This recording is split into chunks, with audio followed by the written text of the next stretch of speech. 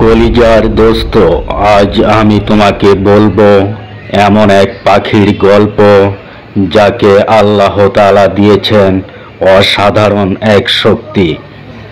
পাখিটার নাম আবাবিল পাখি। অনেক পুরনো কথা।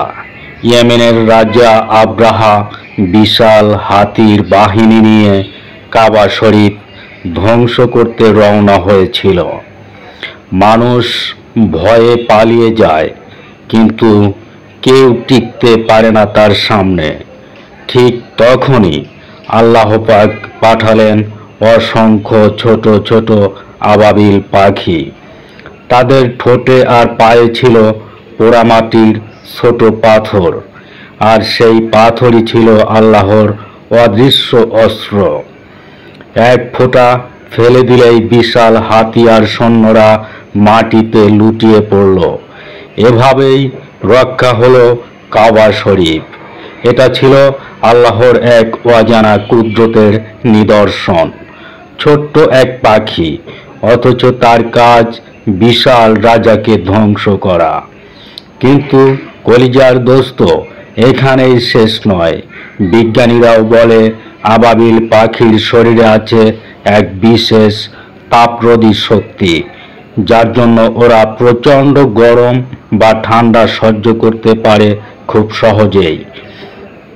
কেউ কেউ বলেন আবাবিলের বাসা বা পালক দিয়ে প্রাচীনকালে হাড়ের ব্যথা, সর্দি, কাশি, এমনকি চোখের রোগও ঔষধ তৈরি করা হতো।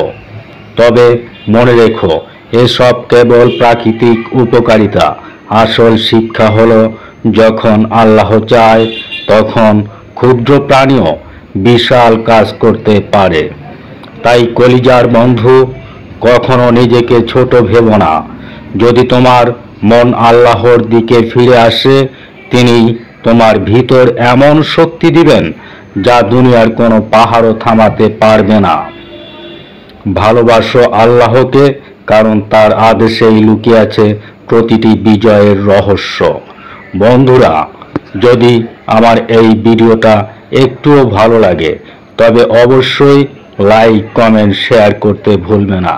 তোমাদের ভালোবাসা পাওয়ার জন্যই অনেক কষ্ট করে ভিডিওগুলো তৈরি করি। ধন্যবাদ। সাথেই থাকবেন বক বক প্ল্যানেটের।